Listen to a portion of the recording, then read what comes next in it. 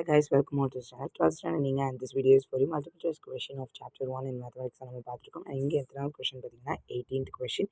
ஒரு மேட்ரிக்ஸ் கொடுத்துருக்காங்க, அதோடைய ரேங்க் வந்து கேட்டுருக்காங்க. இதை மைண்ட் மெத்தட் மூலியமாகவும் உங்களால் சால்வ் பண்ண முடியும், ரோ எக்லைன் ஃபார்ம் மூலியமாகவும் நம்மளால் சால்வ் பண்ண முடியும். இப்போ நான் ரோ எக்லைன் ஃபார்ம் படி பண்ணியிருக்கேன். எக்ஸைஸ் 1.2 அப்படின்னு நினைக்கிறேன். இதுதான் நம்மளுடைய given matrix.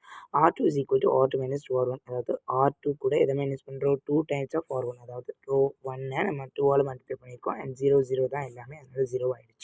Row 3 plus R1, இங்கே வந்து எல்லாமே ப்ளஸில் இருக்குது, இது எல்லாமே நமக்கு என்னதான் இருக்குது, மைனஸில் இருக்குது. இது -1, நான் இங்கே மைனஸ் போட மறந்துட்டேன்.